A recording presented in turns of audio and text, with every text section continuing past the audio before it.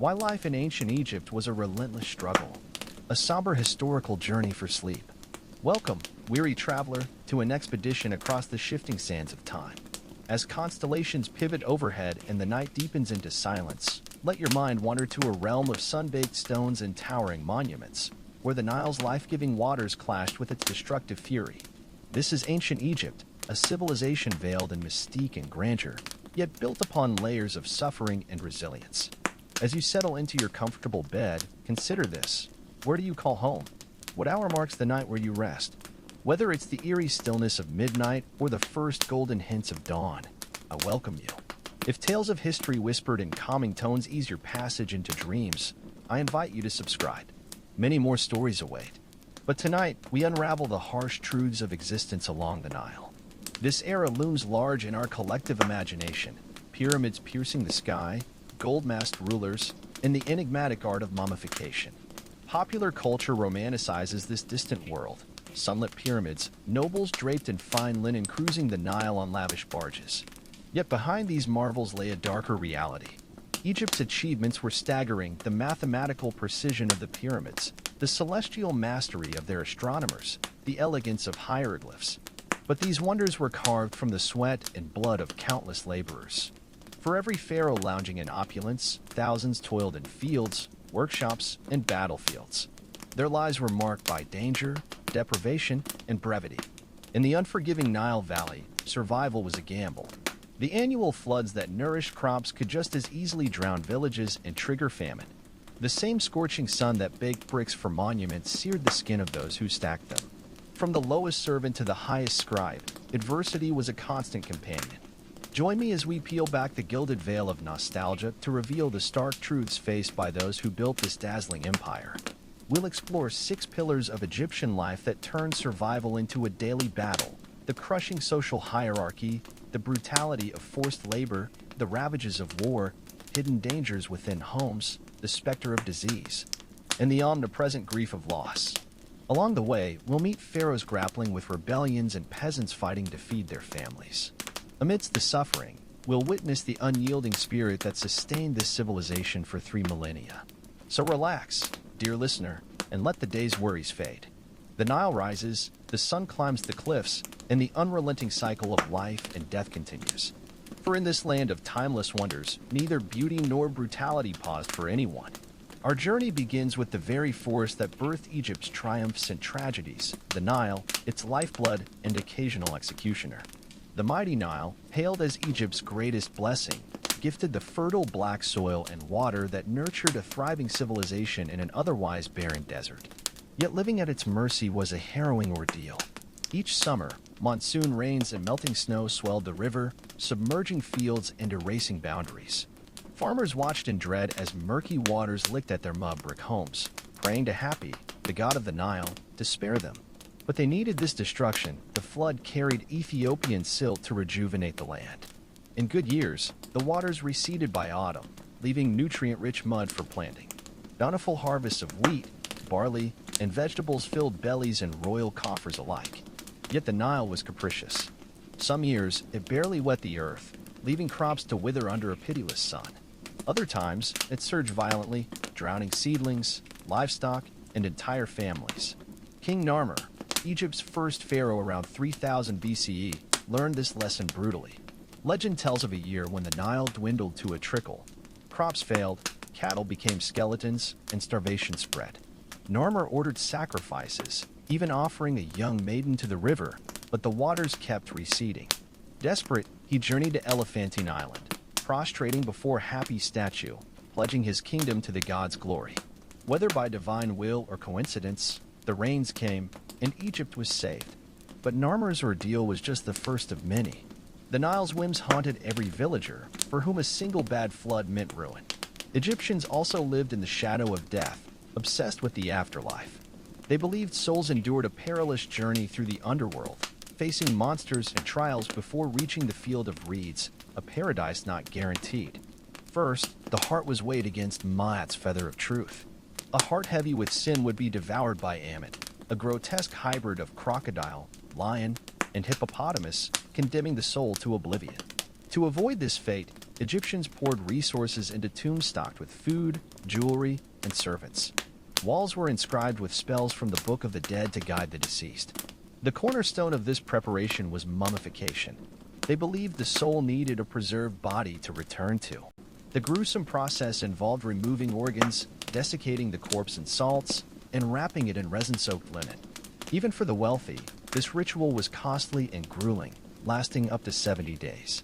Pharaohs spared no expense. The most infamous example is Tutankhamun, the boy king who ruled briefly in the 14th century BCE. Despite dying at 19, he was buried in a treasure-packed tomb in the Valley of the Kings, surrounded by over 5,000 items, chariots, thrones, weapons, and his iconic golden mask. When Howard Carter uncovered Tut's tomb in 1922, the world marveled. But these riches also revealed Egypt's desperate bid to cheat death. And Tut was just a short-lived minor king. Imagine what must have been buried with the great pharaohs like Khufu, Amenhotep III, and Ramses II, who ruled for decades. Sadly, most royal tombs were plundered long ago, their treasures stolen and mummies desecrated. Even Tutankhamun's resting place had been violated twice before Carter's discovery, a testament to the constant threat of grave robbers that haunted Egyptian nobility. The fear of tomb raiding cast a long shadow over the Valley of the Kings. Architects designed elaborate traps, hidden entrances, false chambers, and labyrinthine corridors to deter thieves. Guards patrolled the necropolises, while priests performed daily rituals to protect the dead. Curses were inscribed on tomb walls, threatening divine retribution, and for good reason. The punishment for grave robbery was among the most brutal in Egyptian law. Convicted thieves faced executions designed to obliterate their afterlife prospects. The Greek historian Diodorus Siculus recounts a chilling episode during Ramses II's funeral procession in 1213 BCE. As mourners marched toward the burial site, the pharaoh's son spotted thieves tunneling into the royal tomb. Rather than stopping them immediately, he allowed the crime to unfold, later ambushing the entire gang red-handed. Their fate? Diodorus writes, "The king ordered the robbers roasted alive on skewers over slow fires, their agonized screams serving as warning to others." By Ramses IX's reign in the 12th century BCE, tomb raiding had become epidemic. Investigators like scribe Amenhotep uncovered horrifying scenes, mummies of legendary rulers like Ramses II himself dumped unceremoniously on cave floors, jeweled eyes gouged out by greedy hands. One thief, a gold worker named Amenhotep, confessed under torture. "We broke into Sobekmsaf's tomb, stripped the gold from the mummy, even took the amulets around his queen's neck. Then we burned their coffins for light while looting." What drove such brazen sacrilege? For many, desperation outweighed fear of curses or torture. In a land where famine stalked the poor, a single stolen amulet could feed a family for months. The tomb robbers' confessions reveal a grim pragmatism. They knew the risks but gambled anyway. One thief's testimony chillingly notes, "We divided the gold among our children first, so they might eat if we were caught." This existential tension between reverence for the dead and the living struggle to survive exposes Egypt's darkest paradox. The very people who built the tombs often returned as thieves, driven to desecrate what they'd once sanctified. Even the mighty Ramses II, whose mummy was later found hastily rewrapped by priests after robbery attempts, couldn't escape this indignity. The Egyptians' obsession with death now appears less mystical and more heartbreakingly practical.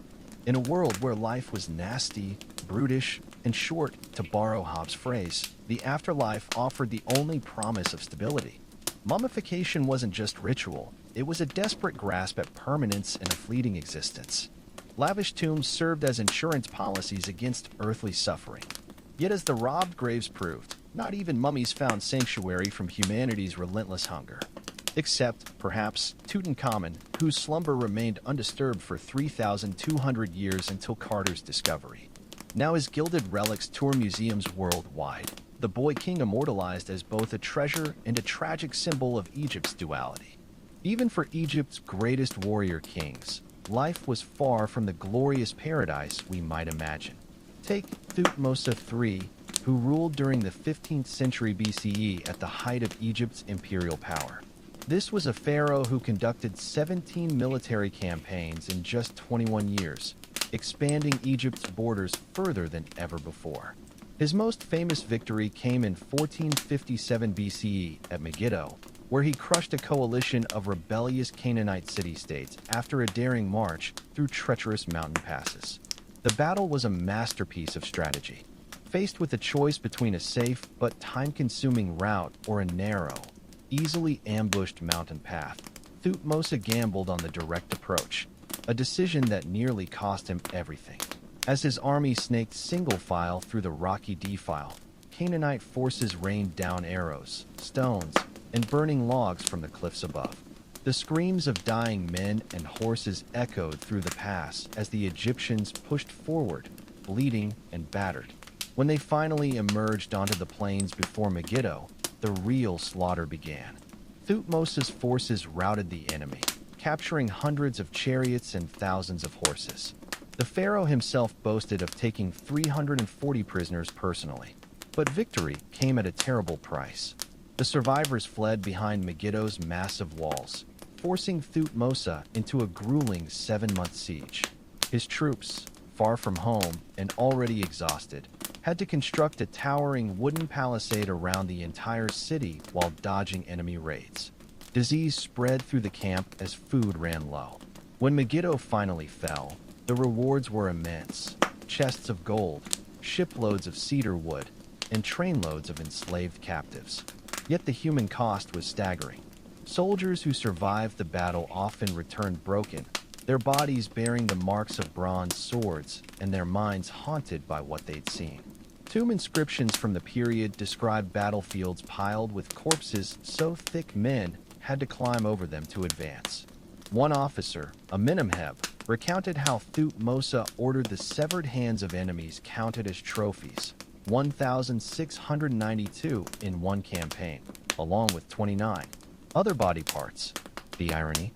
For all these sacrifices, the average Egyptian saw little benefit from their empire.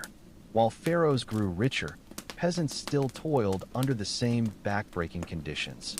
Conscription tore farmers from their fields, leaving families to starve. The glorious monuments built with war plunder were stained with the blood of laborers worked to death.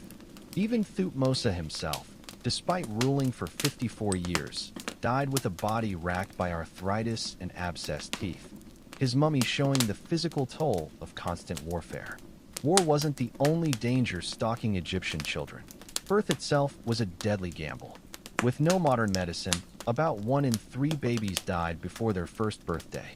Midwives used magical spells alongside primitive tools, sometimes resorting to dismembering stuck fetuses inside the womb to save mothers. Royal women weren't spared. Thutmose III buried his own daughter Neferur in a tiny sarcophagus after a failed childbirth. Parents often delayed naming newborns, afraid to grow attached. The cemeteries tell heartbreaking stories. Archaeologists have found mass graves of pyramid workers where a woman's skeleton still clutches her infant.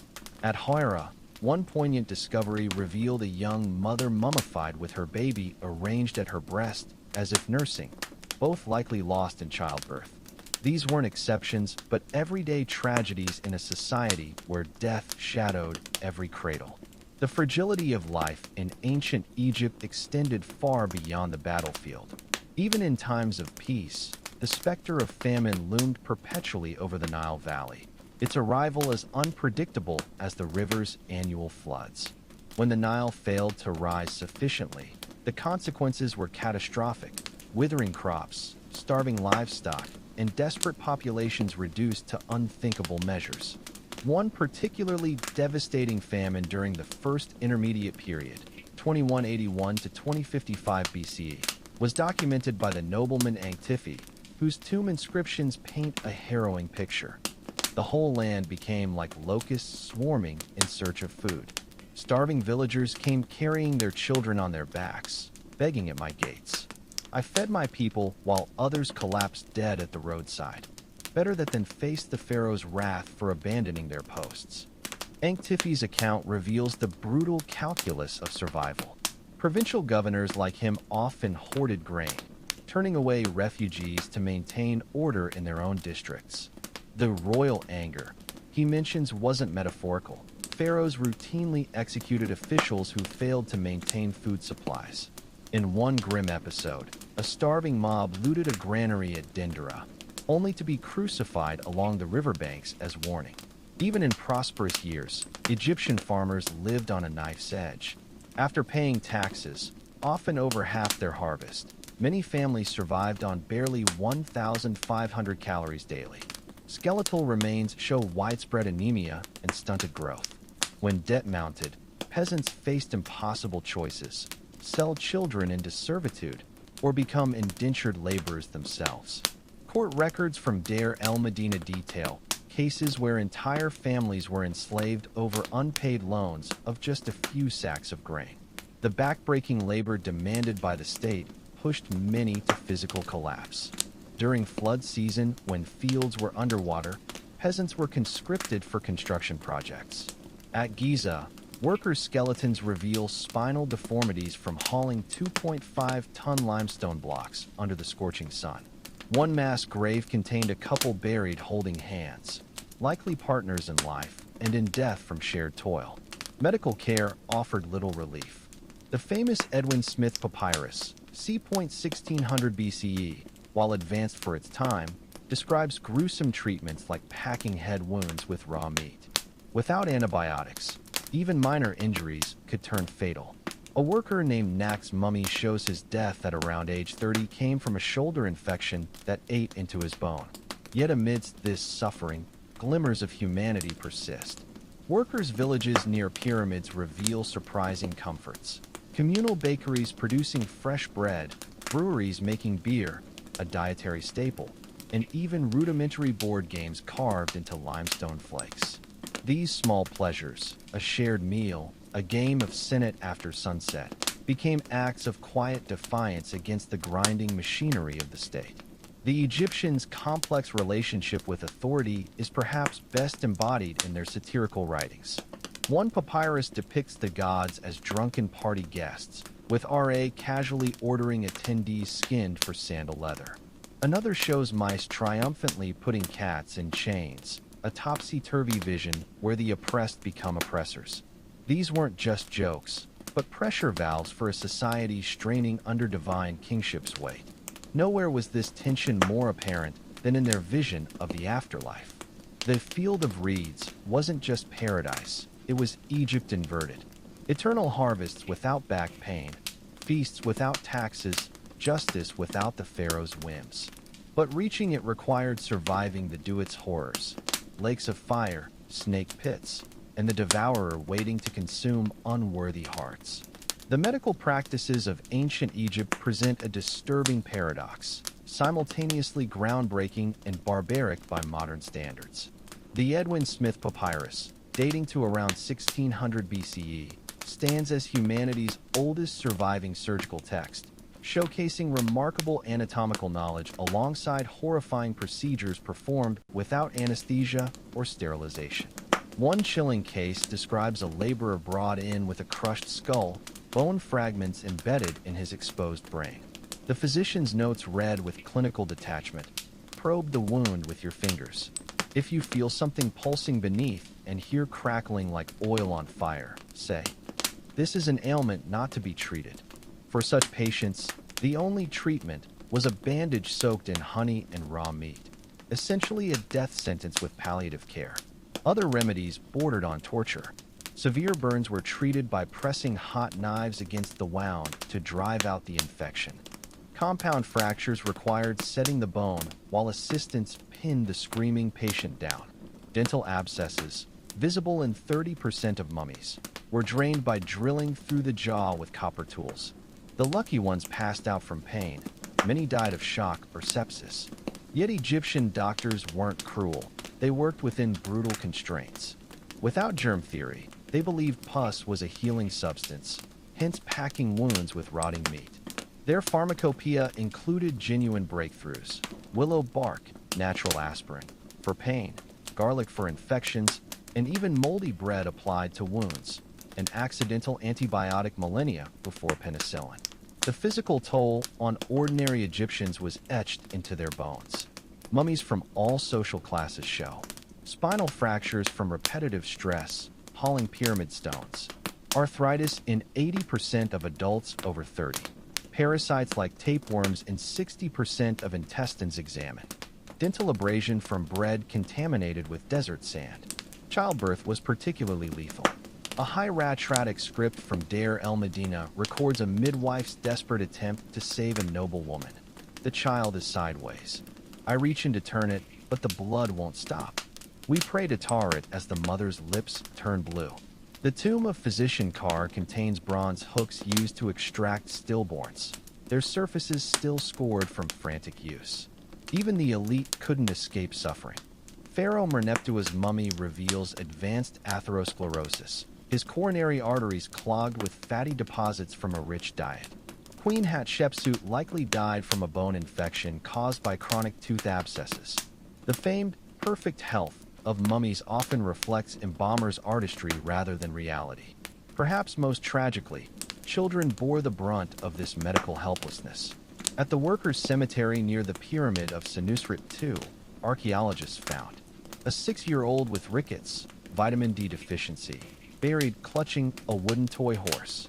Twins born conjoined at the spine, carefully mummified together. A teenage girl's skeleton showing pelvic fractures from early childbirth. These weren't anomalies. Infant mortality likely exceeded 50%. Parents prepared for loss, often delaying naming ceremonies until a child survived its first year. Tiny coffins inscribed with spells to protect the deceased in the afterlife testify to generations of grief. Yet through it all, Egyptian healers persevered. The Ebers Papyrus lists over 700 remedies, from cannabis for glaucoma to celery seeds for rheumatism. Surgeons developed specialized tools like bone saws with copper teeth and catgut sutures. Most remarkably, they established the world's first medical insurance system. Workers at Deir el-Medina paid monthly grain rations into a fund covering doctor visits. This fragile balance between suffering and innovation defines ancient Egyptian medicine. Their healers walked a razor's edge between knowledge and superstition, between compassion and the horrifying necessities of their time. As we read their case notes today, meticulously recorded on papyrus now brittle with age, we're confronted with both the distance of millennia and the universal human struggle against pain and mortality. The animal kingdom posed relentless threats to ancient Egyptians, transforming daily life into a constant struggle against nature's fury. Along the Nile's banks, lurking predators turned routine activities into potential death traps, where a moment's distraction could mean horrific consequences. Crocodiles claimed hundreds of lives annually, their attack patterns so predictable yet unavoidable. Fishermen knew to avoid shaded river bends where the reptiles waited motionless, yet each year brought new tragedies. A hieratic ostracon from Edfu records one such incident. The scribe Amenhotep went awash at dusk. Only his sandals remained, teeth marks piercing the leather. Children were particularly vulnerable. Wall paintings in the tomb of Horemheb show toddlers tied to posts with ropes while mothers washed clothes, a heartbreaking precaution against ambush. Hippopotamuses proved even more unpredictable. Though herbivores, bulls weighed up to 3,000 pounds and could snap a reed boat in half with their 20-inch canines. The Palermo stone documents how King Amenemhat R. 1991 to 1962 BCE, died during a hippo hunt when a wounded beast capsized his royal barge. For peasants, encounters were usually fatal. A medical papyrus describes treating a farmer whose belly was open like a ripe melon by hippo tusks. The desert concealed different nightmares. Cobras nested in grain storage pits, their venom causing paralysis within hours. Scorpions hid under sleeping mats, their stings especially lethal to children. A worker's letter found at Deir el-Medina pleads, "Send more scorpion charms." Little Merit cried all night after her brother's burial. But the most devastating predators came in swarms. Locust plagues could descend without warning, as recorded in the Apure papyrus during the first intermediate period. What shall we eat tomorrow? The locusts strip every field bare. Children wail at empty pots. A single swarm might consume 400 million pounds of crops daily, equivalent to feeding 80,000 people for a year. The psychological toll was immense. Farmers developed rituals to ward off creatures, burying Seth figurines, god of chaos, to deter scorpions, or painting protective ice symbols on fishing boats. At Beni Hassan, archaeologists found 22 crocodile skulls mounted above a village gate, likely both warning and magical safeguard. Ironically, the creatures Egyptians feared most became central to their spirituality. Sobek the crocodile god was worshipped to appease the very beast that killed devotees. Serket the scorpion goddess both caused and cured stings. This duality reflects their worldview. Nature wasn't something to conquer, but an omnipresent force to be negotiated with through equal parts caution and reverence. The wildlife threat extended into homes. Rodents spoiled grain reserves, while fleas and lice infested sleeping areas. The Ebers Papyrus lists remedies for night crawlers, including a repellent made from fermented cat urine. At Amarna, excavations revealed mud brick houses with raised food shelves and ceramic rat guards on storage jar handles, ancient pest control measures. For all their ingenuity, Egyptians remained at nature's mercy. The mummy of a Theban merchant named Nakht bears telltale scars, his left foot missing 3 toes from what forensic analysis suggests was a Nile monitor lizard attack while fishing. His burial inscription boasts of surviving the river's teeth, only to later succumb to an infected splinter. This constant vulnerability shaped their art and literature. The satire of the trades describes a fisherman's life as standing in water like a lotus stalk, his skin blistering by day while crocodiles watch by night. Tomb paintings often show hunters triumphing over beasts, wish fulfillment in a world where humans rarely held the upper hand. Perhaps most poignantly, children's graves frequently contain clay figurines of animals, both the beloved cats, baboons, and the feared crocodiles, snakes. These weren't mere toys, but magical guardians meant to protect vulnerable souls in the afterlife. In death as in life, Egyptians sought to tame the untamable. The political arena of ancient Egypt was a viper's nest where even pharaohs weren't immune to violent ends. Behind the glittering facade of divine kingship lurked assassination plots, coups, and dynastic bloodbaths that would make modern dictators shudder. The mummy of Pharaoh II in Ratau, c. 1560 BCE, tells a particularly gruesome tale. Forensic analysis reveals his skull was shattered by 5 separate blows, likely from axes and maces wielded by multiple attackers. The angles suggest he was kneeling when struck, possibly during a palace coup. Most chilling is the post-mortem treatment. His brain wasn't removed through the nostrils as per tradition, but left to rot inside the cracked cranium, a deliberate insult signaling his killer's contempt. This wasn't isolated. The Turin King lists records at least 7 pharaohs who went to their horizon, a euphemism for violent death, during the Second Intermediate Period alone. Queen Hatshepsut's monuments were defaced after her death, her name chiseled away by Thutmose III's agents, an act historians now recognize as political damnatio memoriae rather than personal vendetta. The punishment for treason made execution seem merciful. A papyrus from Ramses III's reign details how conspirators were forced to drink molten lead, their skin peeled off with reed knives. Lesser offenders faced the wood being impaled on sharpened stakes where they might take days to die. These spectacles weren't just punishments but theater. The Vizier Passeer's tomb inscription boasts how rebels' severed hands were displayed like fruit in the marketplace. For ordinary Egyptians, the justice system was equally brutal but far less predictable. Ostracons from Deir el-Medina document cases where a laborer lost both ears for stealing a chisel. A wife caught adultery was flogged then exiled to Nubia. A child was executed alongside his father for treasonous speech. Yet paradoxically, some protections existed. Workers at royal construction sites could file grievances. One remarkable papyrus records 40 artisans successfully petitioning for overdue grain wages. Women could initiate divorce and retain dowries, though penalties for female adulterers were always harsher. The darkest corner of Egyptian law concerned tomb robbery. When officials under Ramses IX uncovered a looting ring involving priests and mayors, the punishment was ingeniously cruel. Thieves were flayed alive with salt rubbed into wounds, impaled on hooks over ant nests, denied mummification, their souls condemned to eternal unrest. A surviving confession from Thief Amenhotep chillingly details his methodology. We tunneled through rubble for 6 nights. When we found the king's mummy, we burned its wrappings for light. This pragmatism underscores how desperation overrode fear of curses. During one famine, a single gold Ushabti figurine could buy enough grain to feed a family for years. The psychological impact of such draconian justice permeated society. Farmers near Thebes spoke of hearing executed criminals' ghosts wailing at night. Mothers warned children that the devourer, Amit, would eat liars' hearts, as she did in judgment scenes. Even officials weren't immune. The Vizier Rekhmeyer's tomb warns visitors that cheating the poor would make your ka starve in the afterlife. Yet resistance persisted. The Turin Strike Papyrus, c. 1155 BCE, records history's first documented labor strike. Tomb builders downed tools over unpaid rations, marching through Thebes shouting, "We are hungry." Remarkably, the state negotiated rather than punished, perhaps fearing divine retribution if royal tombs went unfinished. This tension between oppression and resilience defines ancient Egyptian society.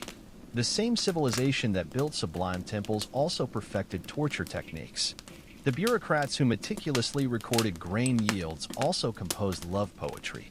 For all their advances, they never solved humanity's oldest dilemma: how to balance order with justice, power with mercy. The lives of Egypt's slaves and conscripted laborers present one of history's most heartbreaking paradoxes: how a civilization capable of such breathtaking beauty could be built on such systematic brutality. At the gold mines of Buram Fawakar in the eastern desert, archaeologists have uncovered the physical evidence of this suffering in its rawest form.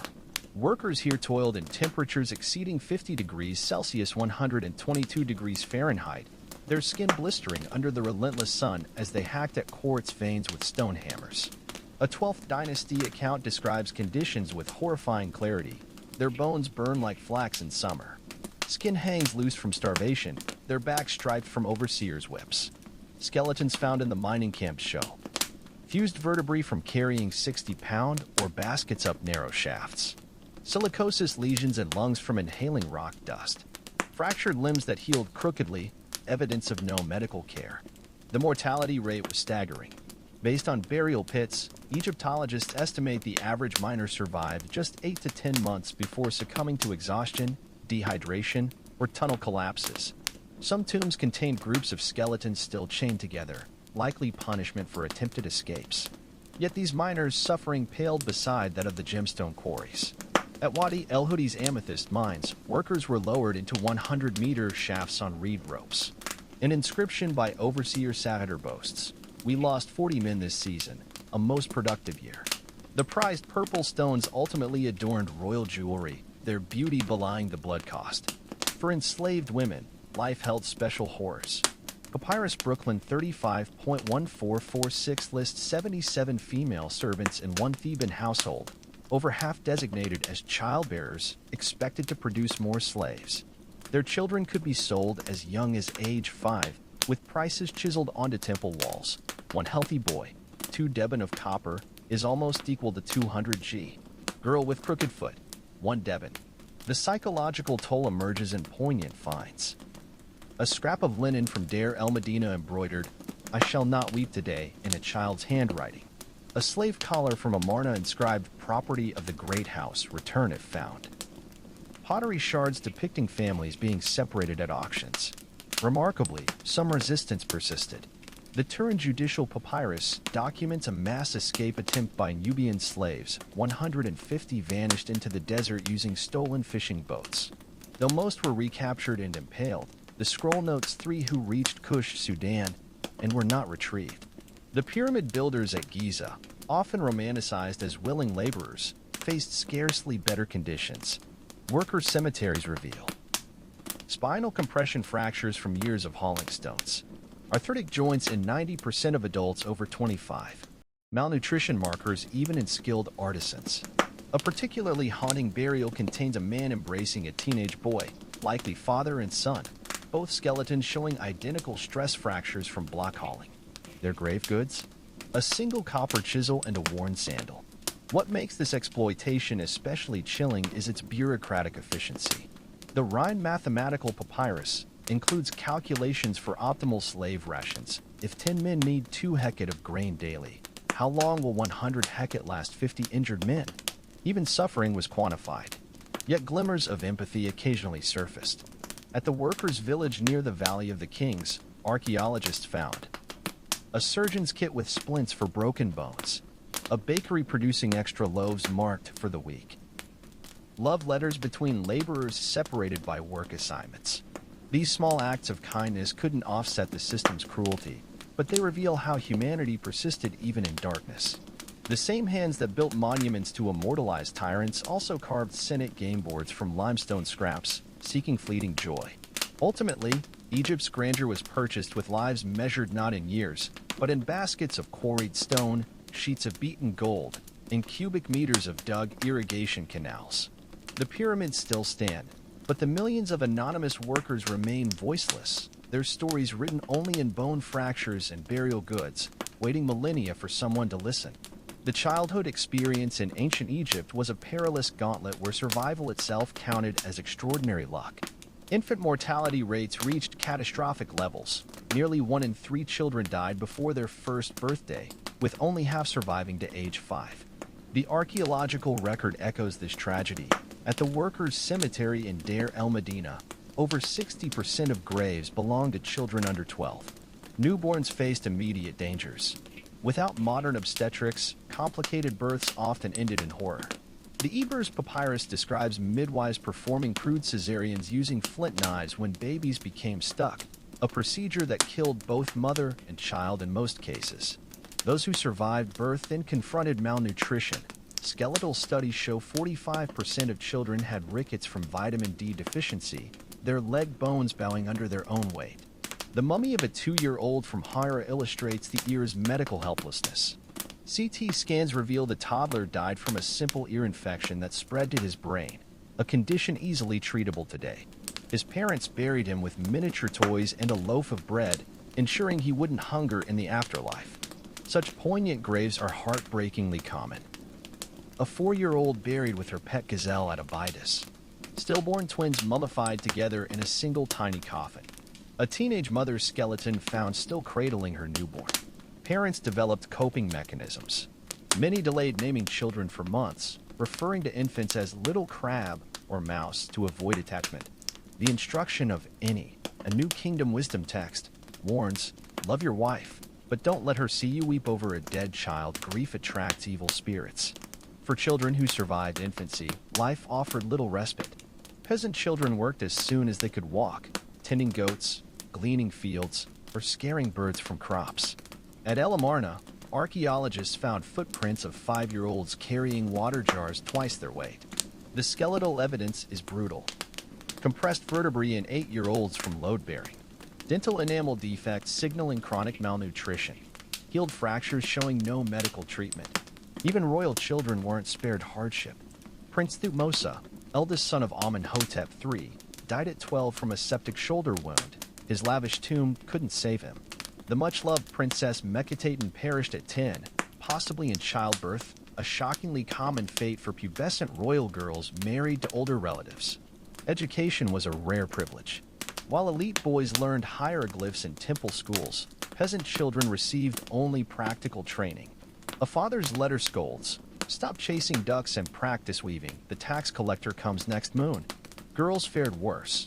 Fewer than 1% of women in records show literacy. The psychological impact lingers in artifacts. A wooden doll with replaceable hairstyles, likely belonging to a girl who died before puberty. A schoolboy's writing board smeared with tears where he practiced, "I will be good," 100 times. Protective amulets shaped like Bes, the dwarf god, still clutched in children's hands. Medical treatment for children was especially harrowing. The Hearst Papyrus prescribes. For fevers, bathe the child in urine mixed with crushed beetles. For coughs, a poultice of lizard blood and donkey dung. For teething, rub gums with dead mouse paste. Yet amidst the suffering, flashes of normalcy emerge. At Katan, archaeologists found a leather ball stuffed with papyrus, a wooden top with a whip mark still visible, a painting of children playing leapfrog. These fragile relics testify to childhood's universal joys persisting even in darkness. The Egyptians, for all their preoccupation with death, clearly cherished their young. A Middle Kingdom lullaby inscribed on a potsherd captures this duality perfectly. Sleep, little one, though the scorpion waits outside. Dream of honey cakes, though the taxman comes at dawn. The gods watch over you, or so the priests say. The plight of women in ancient Egypt reveals a society of stark contradictions, where goddesses were worshipped as divine protectors Yet mortal women faced systemic oppression. While royal women like Nefertiti and Hatshepsut occasionally broke through the glass ceiling, the average Egyptian woman's life was circumscribed by patriarchal structures from birth to death. Marriage arrangements exposed this inequality most brutally. Girls as young as 12 were routinely married off to much older men, often their uncles or cousins, in transactions brokered by male relatives. A marriage contract from Elephantine Island coldly stipulates, if the woman bears no son within 3 years, the husband may take another wife and reduce her maintenance to half. Dowry lists read like property inventories, with women valued alongside cattle and grain stores. Childbirth became a lethal lottery. Medical papyri describe horrific complications. Prolapsed uteruses treated with pessaries made of crocodile dung. Postpartum hemorrhages staunched with searing bronze rods. Obstructed labor resolved by dismembering the fetus inside the womb. The mummy of a 15-year-old mother from Deir el-Bahri shows she died from a ruptured uterus, her pelvis too underdeveloped for delivery. Beside her lay the tiny bundle of her newborn, swaddled in linen despite being stillborn. Such tragedies were so common that the instruction of Ankh-Sheshink advises, take 2 wives. When one dies in childbirth, the other can raise your children. Domestic violence was institutionalized. The legal text known as the Harem Conspiracy Papyrus casually mentions a husband breaking his wife's nose as lawful chastisement. Ostracons from workmen's villages depict women with blackened eyes and bound hands, their captions reading simply disobedient. Even the love poetry praising women's beauty often concludes with threats, like this verse from Papyrus Harris 500. Your beauty intoxicates me, but cross me, and the crocodile god shall judge you. Yet women carved out spaces of agency. At Deir el-Medina, records show female weavers unionizing to demand equal pay with male carpenters. The Turin erotic papyrus, often mislabeled as pornography, actually depicts a woman initiating intimacy while her partner plays Senet, subverting traditional gender roles. Some wives like Nonact, c. 1150 BCE, even won legal battles to disinherit ungrateful children, proving literacy wasn't required for shrewdness. The most paradoxical freedom was sexual. While adultery laws punished women harshly, nose amputation was standard, premarital relations carried little stigma. A Ramesside medical papyrus details contraceptive methods. Acacia gum plugs, which actually create a spermicidal lactic acid. Honey douches to alter vaginal pH. Silphium concoctions, an ancient morning-after remedy. These methods weren't foolproof, as evidenced by the many mummified fetuses found in workers' cemeteries. But they reveal women actively managing reproduction despite societal constraints. The afterlife offered no respite from gender roles. Tomb paintings show deceased women still grinding grain and brewing beer for their husbands in the field of reeds. Even Queen Merseyk III, granddaughter of Khufu, was buried with cosmetic palettes and spindle whorls rather than the weapons accompanying male royals. Perhaps most telling are the letters to the dead pleas written on bowls left in tombs. One woman named Dedi begs her late husband, "Why do you haunt me? Was I not a good wife? I only took a lover after you died." The desperation in the hieratic script is palpable across millennia. Archaeology preserves glimpses of female solidarity. At a Theban tomb, excavators found a bundle of love letters between 2 priestesses hidden in a false ceiling. A mural showing women sharing childbirth secrets while men are excluded. A burial of 6 midwives interred together with their birthing stools. These fragments suggest underground networks where women supported each other beyond male oversight. The same culture that legally classified women as property also produced the female physician Peshet, 2600 BCE, history's first recorded female doctor.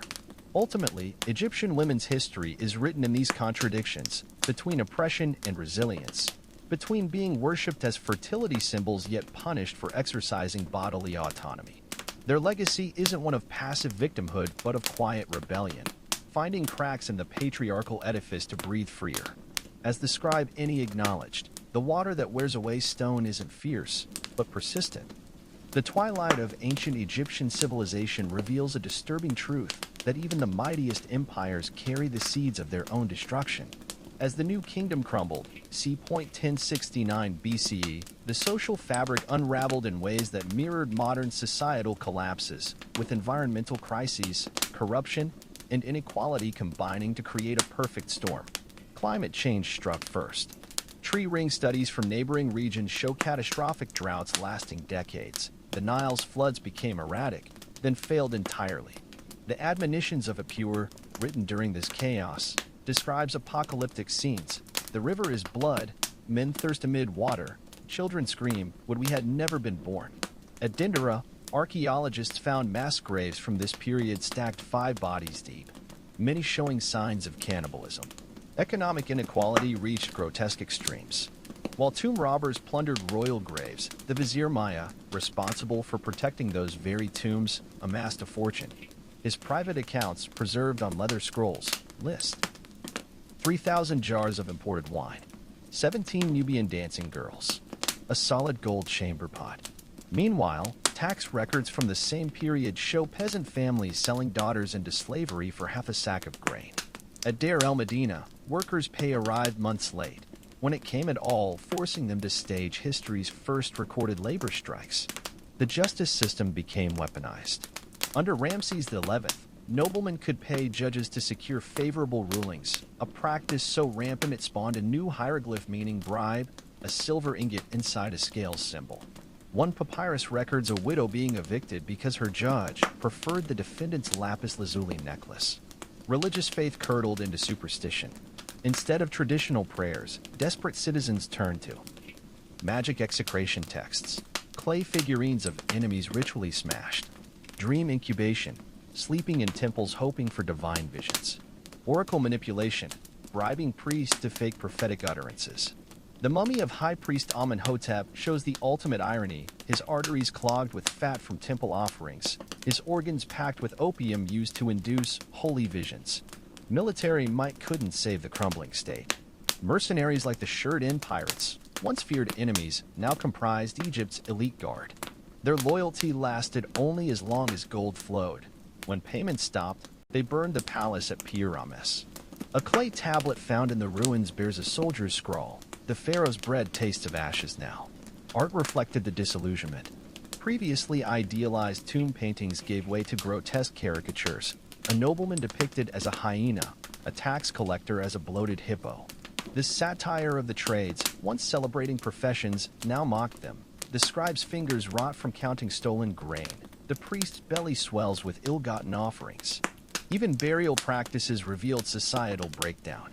Wealthy elites built recycled tombs, usurping ancestors' graves to save costs. At Thebes, archaeologists found a vizier's sarcophagus containing 3 different mummies stacked like firewood, their names hastily chiseled over older inscriptions. The final death blow came from within. By the Third Intermediate Period, 1069 to 664 BCE, power had fractured between Tanis-based pharaohs controlling the delta, Theban high priest ruling Upper Egypt, Libyan warlords holding the Fayum oasis. This trifurcation made coordinated defense impossible.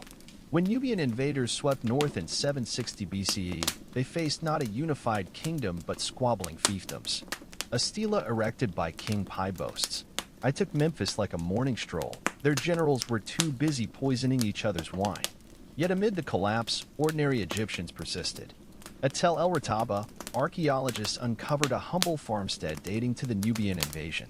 Its finds tell a touching story. A child's doll made from a reused Nubian arrow. Kitchen jars still containing emergency grain stores. A wall carving showing the family's cow named Hope. This quiet resilience, the ability to plant seeds in apocalyptic times, may be ancient Egypt's true legacy. Not the gold of pharaohs, but the determination of a farmer whispering to his ox as empires rise and fall around him. The afterlife beliefs of ancient Egyptians evolved into a bizarre blend of hope and horror, where the promise of eternal bliss coexisted with grotesque mutilation rituals. As the civilization declined, their funerary practices grew increasingly desperate, reflecting a society clinging to immortality myths while drowning in real-world chaos. The Book of the Dead's later versions reveal this shift. Spells that once promised peaceful transformation now emphasize brutal protection. Spell 37b. May my soul strangle any demon who blocks my path. Spell 125r. Let my heart be fiercer than Amit's jaws when weighed. Spell 317. burn the enemies of Osiris with my corpse's heat. Archaeologists at Tanis discovered a 21st dynasty, 1069 to 945 BCE, mass reburial pit containing 200-plus royal mummies crammed together, their original tombs looted. The priests had sawed off the mummies' limbs to fit more bodies into makeshift caskets, then scrawled apologies like, "Forgive us, King Amenemop, your thigh bones reside with Queen Hennetai now." The wealthy resorted to magical overcompensation. One nobleman's tomb contained 365 Ashabi figurines, one for each day's labor in the afterlife. 12 stone canopic jars, triple the usual set.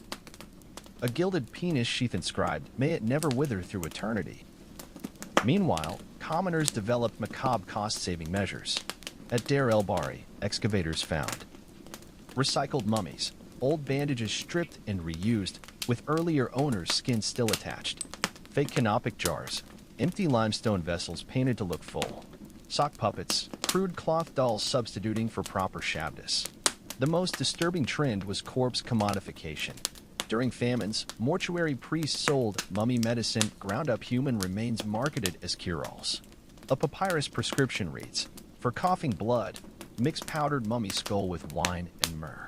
The demand became so rampant that criminals began murdering travelers to supply fresh ingredients. Funerary art grew increasingly unhinged.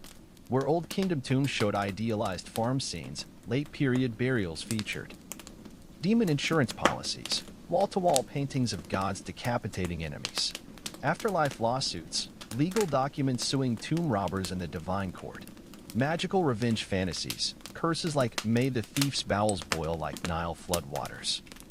Even animal mummification became an industry. At Saqqara, 4 million ibis birds were raised in temple factories, killed young, and packaged as votive offerings. X-rays show many mummies are just bundles of feathers with no actual bird inside, the ancient equivalent of selling fake relics. The ultimate irony? As Egypt's power waned, its death cult boomed. Greek historian Herodotus described seeing mourners hiring professional wailers who faked seizures, embalmers staging dramatic battles with corpse-stealing demons, priests selling afterlife real estate maps to paradise.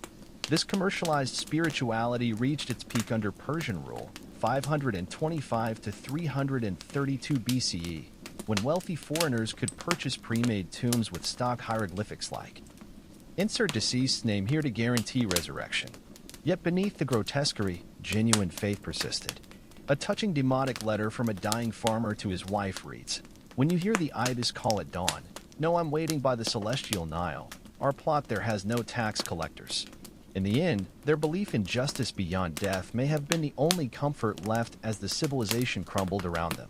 The legacy of ancient Egypt's brutality lingers in modern archaeology like a persistent ghost, with each new discovery peeling back another layer of romantic myth to reveal the human cost beneath the gilded monuments. Recent technological advances have allowed researchers to reconstruct individual lives from bones and artifacts with startling intimacy, giving voice to those who were deliberately erased from history. CT scans of worker mummies from Deir el-Medina tell silent horror stories. A 25-year-old stonecutter with 17 healed rib fractures from quarry collapses. A teenage girl whose pelvis was shattered during childbirth, her skeleton still cradling fetal bones.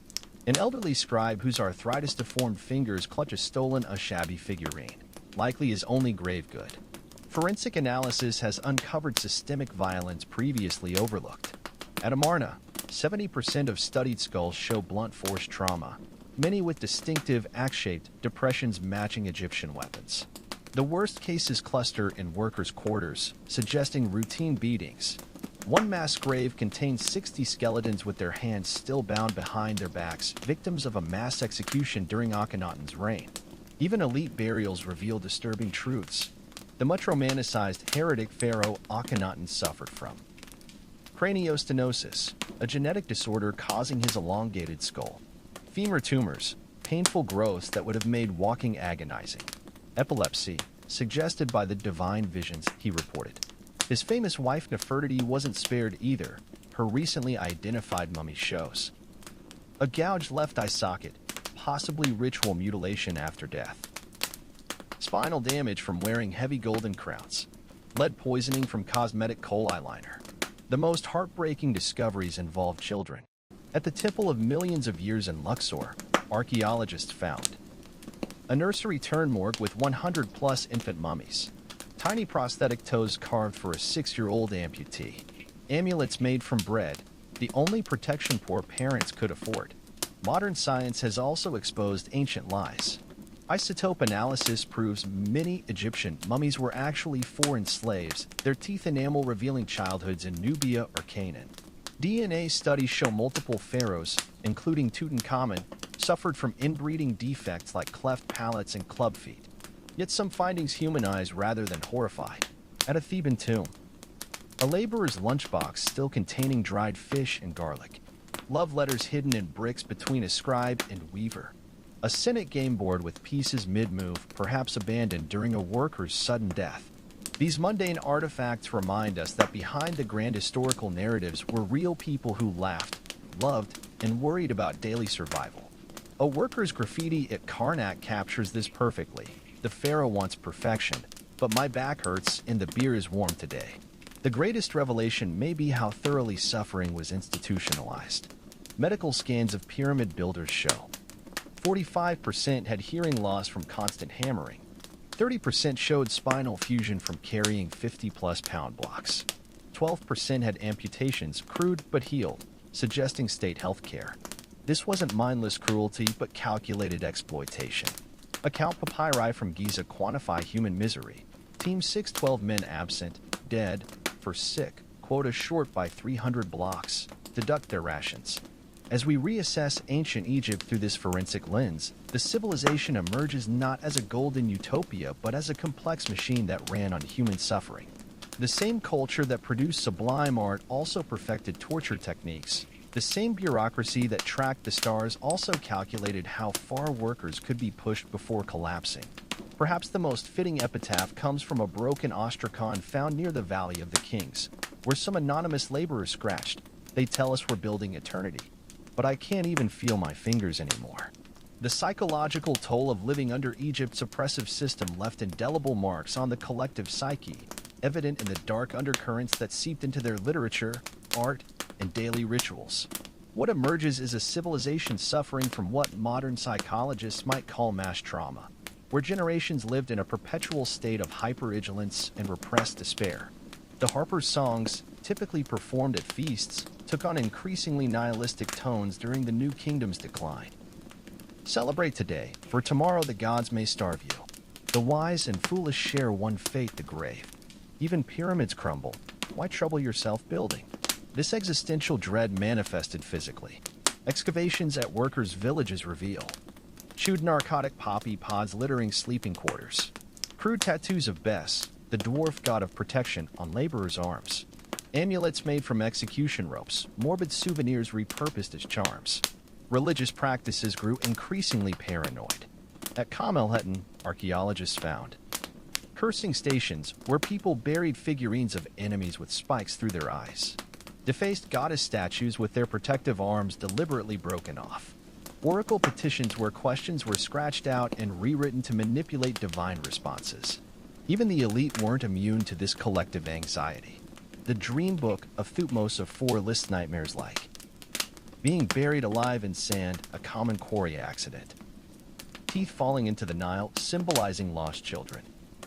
The sun rising black, likely recalling volcanic winters. The working class developed coded resistance. Ostraca from Deir el-Medina show deliberate hieroglyph errors that turned pious phrases into obscenities. Satirical drawings of overseers as donkeys copulating with tax collectors. Hidden compartment jars used to smuggle extra grain rations. Medical anthropology reveals deeper damage. Skeletal studies indicate stress-induced osteoporosis in 30% of women over 25. Ground down teeth from nocturnal grinding. Calcified hematomas showing chronic blunt force trauma. The most poignant evidence comes from children's artifacts. Dolls with amputated limbs mirroring injuries seen in parents. School tablets where writing exercises abruptly end mid-sentence. Clay, protection circles, drawn around sleeping mats. This unspoken suffering found expression in mortuary art. Where Old Kingdom tombs showed idealized afterlives, late period scenes depict fields of reeds patrolled by demonic tax collectors, Osiris judging souls while picking their pockets, the solar bark sailing through a sky of weeping stars. Yet within this darkness flickered resilience. At a Karnak construction site, someone carved, "The Pharaoh says forever." But the stone remembers when it was sea, and will be dust again. This quiet understanding of impermanence may have been their salvation, the realization that even oppression is temporary. As the demonic wisdom text states, no crocodile lives forever, even the Nile changes course. As we close this journey through ancient Egypt's shadows, we're left with a profound duality, a civilization capable of sublime beauty and unimaginable cruelty, often woven together in the same artifact. The golden funeral mask of Tutankhamun gleams with exquisite artistry, yet its gold was mined by slaves who died coughing up quartz dust. The pyramids stand as eternal monuments to mathematical genius, built on foundations of broken backs. Modern Egyptology now emphasizes this balanced perspective. The Edwin Smith Papyrus shows advanced medical knowledge alongside brutal surgical practices. Temple reliefs depict graceful dancers next to scenes of prisoners being trampled by chariots. Love poems whisper tenderness while legal texts authorize wife beating. This tension between light and darkness defines the Egyptian experience. Their greatest wisdom literature, the Instructions of Tahotep, contains both profound insights about justice and chilling passages like, "Beat your son daily, lest he become a criminal and you be blamed." Archaeological discoveries continue to rewrite our understanding. 2019 CT scans revealed Tutankhamun's mummy was secretly burned by embalming fluid, a botched attempt to mask his genetic deformities. 2021 pigment analysis proved some white-skinned tomb paintings were originally black, deliberately lightened by early excavators. 2023 worker village excavations uncovered evidence of state-sponsored opium distribution to keep laborers compliant. Perhaps the most fitting metaphor comes from the Nile itself, its life-giving black silt formed by erosion from distant mountains. Egypt's grandeur, too, was built on the slow grinding down of countless lives. The civilization endures in our imagination not despite its contradictions, but because of them. As you drift towards sleep tonight, remember the unnamed millions who built eternity with their hands. The peasant who carved his lover's name inside a pyramid block. The midwife who sang lullabies to dying mothers. The slave who hid a flower in a stolen shroud.